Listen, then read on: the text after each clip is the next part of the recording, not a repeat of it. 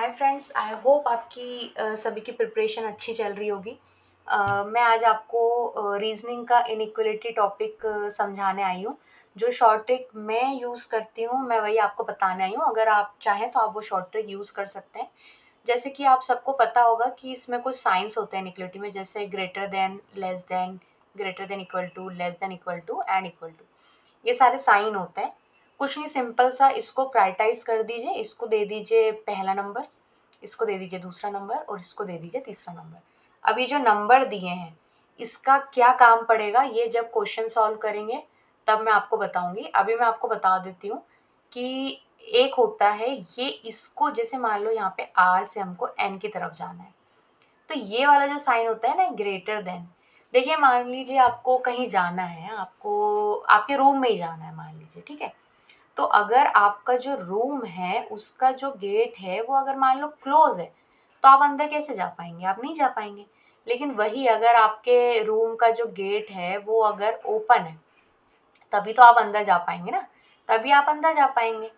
ठीक है, तो ऐसे ही आप इसको बोलते हैं ओपन गेट। ठीक है, और अगर ये आर से आपको एन की तरफ जाना होता और इसका साइन कुछ ऐसा होता, तो अब ये चूंकि इसकी पीठ इस तरफ हो गई है तो ये हो गया है क्लोज गेट। ठीक है, तो ओपन गेट और क्लोज गेट तो आप समझ गए कि ओपन गेट क्या होता है और क्लोज गेट क्या होता है। अब बस ये नंबर आप याद करिए, कर लीजिएगा कि फर्स्ट प्रायोरिटी, सेकंड प्रायोरिटी और थर्ड प्रायोरिटी में क्यों बोल रही हूँ। फर्स्ट प्रायोरिटी, सेकंड प्रायोरिटी और थर्ड प्रायोरिटी में इसलिए बोल रही हूँ, जैसे आपको स्टेटमेंट दिया जाता है, कोई भी स्टेटमेंट आपको दिया, जैसे अभी मैं आपको क्वेश्चन कराऊंगी तो आपको और इजीली समझ में आएगा। कोई भी स्टेटमेंट दिया है उसमें अगर ये आर से एन की तरफ जाना है तो अगर ये तीनों साइन दिए हुए हैं आपको तो आप फर्स्ट प्रायोरिटी जो है वो इस वाले साइन को देंगे, सेकंड प्रायोरिटी आप इस वाले साइन को देंगे, थर्ड प्रायोरिटी आप इस वाले साइन को देंगे। हालांकि अभी आपको समझ में नहीं आएगा, ऐसे मैं बोल रही हूँ, तो मैं अभी आपको कुछ क्वेश्चंस कराती हूँ जिसके थ्रू आप इसको इजीली समझ पाएंगे। क्वेश्चंस हैं, अब हम इसको सॉल्व करेंगे तो आपको ये इजीली समझ में आएगा कि मैं आपको क्या बोलना चाह रही हूँ। अब जैसे देखिए, इन्होंने आपसे पूछा है कि ए से ई की तरफ जाना है। ठीक है, अब ये ए से एफ गए, एफ से सी नहीं जा सकते, सी से डी तो जा सकते हैं लेकिन डी से ई नहीं जा सकते। क्यों नहीं जा सकते? ये देखिए यहाँ पे है क्लोज गेट, ये भी है क्लोज गेट। अभी मैंने आपको बताया था ओपन गेट और क्लोज गेट क्या होता है, तो ये जो हमारा ऑप्शन है ये गलत हो जाएगा। अब उन्होंने पूछा है कि भाई ई से एफ जा सकते हैं कि नहीं जा सकते हैं, तो ये देखिए ये ई से आप डी जा सकते हैं, आप ये डी से सी भी जा सकते हैं और ये सी से आप एफ भी जा सकते हैं। ठीक है, सी से आप यहाँ पे एफ भी जा सकते हैं। मतलब ये आप, अब जैसे आपने देख लिया कि ये ई से एफ जा सकते हैं तो सीधे इसको राइट नहीं लगा देना है। अब आपको प्रायोरिटी देखना है। इन्होंने क्या फर्स्ट प्रायोरिटी पूछी है ना कि ई से एफ जाते वक्त क्या रास्ते में फर्स्ट प्रायोरिटी मिली थी आपको। तो देखिए जब आप ई से एफ की तरफ जा रहे हैं तो फर्स्ट प्रायोरिटी मिली, हाँ मिली, आपको पहले ही फर्स्ट प्रायोरिटी मिल गई है। देखिए फर्स्ट प्रायोरिटी यहाँ पे आ गई, तो हाँ ये आंसर जो है आपका राइट है, तो आप यहाँ पे लगा देंगे ओनली सेकेंड इज ट्रू। अब आप नेक्स्ट क्वेश्चन पे आइए। अब इन्होंने बोला है कि आर से पी जा सकते हैं क्या, तो देखिए कहाँ है आर, कहाँ है, ये रहा। ठीक है, आर से हम एस की तरफ तो नहीं जा सकते क्योंकि यहाँ पे क्लोज गेट है, लेकिन आर से हम एक्स की तरफ जा सकते हैं। तो आर से हम एक्स की तरफ तो जा सकते हैं लेकिन एक्स, एक्स तो कहीं भी कॉमन नहीं है, एक्स तो कहीं भी नहीं जा रहा है। तो हम ऑब्वियस सी बात है कि हम यहाँ, मतलब अगर हम आर से एस जा सकते थे तो फिर हम एस से पी जरूर चले जाते, तो यहाँ वहां पे ये कंडीशन अप्लाई हो जाती। लेकिन यहाँ तो आर से हम एस तो जा ही नहीं सकते हैं और एक्स की तरफ भी ओपन गेट तो है लेकिन एक्स से किसी और का कोई भी रिलेशन नहीं है, तो ये हमारा फर्स्ट ऑप्शन गलत हो जाएगा। अब पूछा इन्होंने एक्स से एस जा सकते हैं क्या, ये रहा हमारा एक्स। एक्स कहाँ जा सकता है, एक्स तो भाई यहाँ, ये ध्यान रखिएगा आप, यहाँ पे कॉमा है, ये पूरा एक साथ स्टेटमेंट नहीं है, यहाँ पे कॉमाज है। ठीक है, तो ये आपने पूछा है, इसने पूछा है कि एक्स से आप एस जा सकते हैं क्या। एक्स से जब आप आर की तरफ जा रहे हैं तो यहाँ तो क्लोज गेट आ गया, मतलब ये भी ट्रू नहीं है क्योंकि पहले ही क्लोज गेट आ गया तो आप जा ही नहीं सकते। तो यहाँ पे आ गया neither conclusion one nor second is true. अब देखिए थर्ड क्वेश्चन है। इस तरीके का जो क्वेश्चन है काफी पूछा जाता है एग्जाम में, इसको एक तरीके से इम्पोर्टेंट क्वेश्चन मान लीजिए। देखिए अब इसमें क्या पूछा है कि z से हम y की तरफ जा सकते हैं क्या। तो ये देखिए z से हम u की तरफ तो जा सकते हैं, u से हम y की तरफ भी जा सकते हैं, ये दोनों ही ओपन गेट है, ठीक है। जा तो सकते हैं, लेकिन अब यहाँ पे क्या पूछा है, ये फर्स्ट प्रायोरिटी पूछी है, फर्स्ट प्रायोरिटी है कहीं पे, ये तो रही हमारी थर्ड प्रायोरिटी, ये रही हमारी सेकंड प्रायोरिटी, फर्स्ट प्रायोरिटी तो कहीं है ही नहीं। तो भाई इसको तो सीधे सीधे आप गलत लगा दीजिए, क्योंकि उन्होंने फर्स्ट प्रायोरिटी पूछी है, फर्स्ट प्रायोरिटी z से y जाते वक्त कहीं भी नहीं है, तो ये हमारा फर्स्ट कंक्लूजन गलत हो गया। अब ये देखिए, ये वाला काफी इंपॉर्टेंट है, ये आप समझने की कोशिश करिए। इसमें इन्होंने बोला है y is equal to z, मतलब देखिए ये y से z भी जा सकते हैं और z से y भी जा सकते हैं, ये है इक्वल टू का साइन, जो कि हमारी थर्ड प्रायोरिटी है।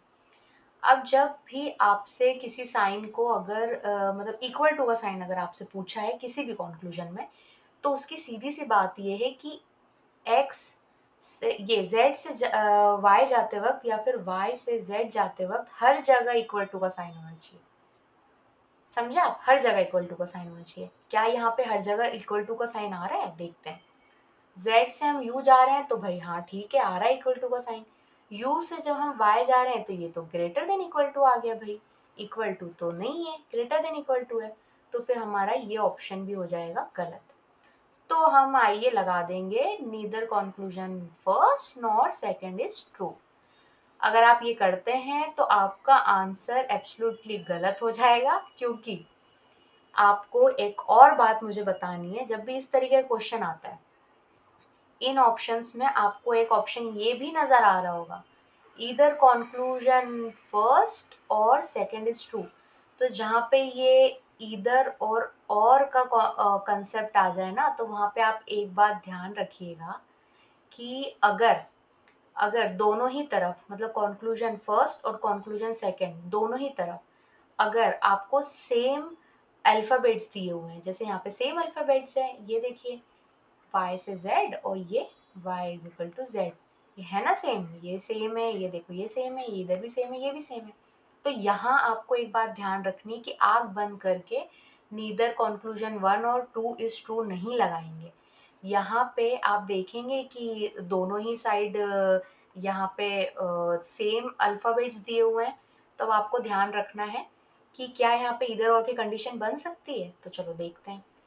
तो हमको बेसिकली पूछा क्या है, ये देखिए, ये हमको दोनों साइन, ये जो ग्रेटर देन और इक्वल टू का साइन पूछा गया ना, अगर हम इसको ऐड कर दें, अगर हम इन दोनों साइन को ऐड कर दें, तो बन क्या रहा है हमारा, ग्रेटर देन इक्वल टू, किधर से, y और ये z, मतलब z से जब हम y की तरफ जाएंगे तो ग्रेटर देन इक्वल टू का साइन कहीं आ रहा है क्या। तो देखिए z से जब हम u गए तो नहीं आया, u से जब हम y गए हाँ आ गया भाई, ऐसा का ऐसा, ये जो आप यहाँ देख रहे हैं ऐसा का ऐसा आपको ये यहाँ पे मिल गया ना, ये देखिए z से जब आप y जा रहे हैं तो ये देखिए सेकंड प्रायोरिटी वाला ये ऑप्शन आ रहा है। तो फिर अब हम यहाँ पे, ये वाला गलत हो गया आपका, आप लगा देंगे इधर कंक्लूजन 1 और सेकंड इज ट्रू। तो आपको ये बात ध्यान रखनी है कि जब देखिए, जब ये ग्रेटर देन और इक्वल टू को अब हम ऐड कर देंगे तो ये जो हमारा बन जाएगा, ये बन जाएगा ग्रेटर देन इक्वल टू का साइन। ऐसे ही ये प्लस ये इधर से ऐसे कर देंगे तो ये बन जाएगा हमारा ये लेस देन इक्वल टू का साइन, ठीक है। तो इस तरीके से ये वाला क्वेश्चन सॉल्व करते हैं। आई होप आपको मेरा समझाया हुआ समझ में आ गया हो। अगर आपको कोई भी डाउट हो तो आप कमेंट बॉक्स में लिख सकते हैं, और अगर आपको रीजनिंग का कोई और टॉपिक समझना है तो वो भी आप मुझसे पूछ सकते हैं। बैंक, रेलवे या एसएससी, कोई भी एग्ज़ाम हो तो आप, इनइक्वलिटी तो आता ही है, तो आप ये तो आप पढ़ ही लीजिएगा, और भी अगर ऐसे टॉपिक्स हैं रीजनिंग के तो आप मुझसे पूछ सकते हैं, मैं उसका वीडियो भी बना के डाल दूंगी। बाकी मैं बैंक वालों से ये कहूँगी कि मैं बैंक की प्रिपरेशन भी कर रही हूँ, तो अगर बैंक से रिलेटेड भी कोई टॉपिक है, जैसे अभी मैंने रिसेंटली आरआरबी क्लर्क और पीओ दिया है, और कल ही मेरा एग्ज़ाम था आईबीपीएस क्लर्क का। तो आपको, अगर मुझसे, मैंने कई बार प्रीलिम्स भी निकाले हैं, तो आपको अगर कोई भी टॉपिक में कोई भी प्रॉब्लम आ रही हो तो आप कमेंट बॉक्स में मुझसे पूछ सकते हैं। मैं आपको बिल्कुल कोशिश करूंगी रिप्लाई करने की। और अगर कोई टॉपिक आप पूछते हैं कि कोई टॉपिक आपको नहीं बन रहा है, आपको शॉर्ट ट्रिक जानना है या कैसे करते हैं वो जानना है, तो आप वो भी मुझसे पूछ सकते हैं, मैं एक नया वीडियो आपको बनाकर दे दूंगी। Thank you so much. अगर आपको ये ट्रिक अच्छी लगी हो, मेरा समझाने का तरीका अच्छा लगा हो, तो आप लाइक कर दीजिएगा। और आपके साथी जो होंगे, अगर उन्हें भी ये टॉपिक पढ़ना है, तो आप उनसे इस वीडियो को शेयर कर दीजिएगा।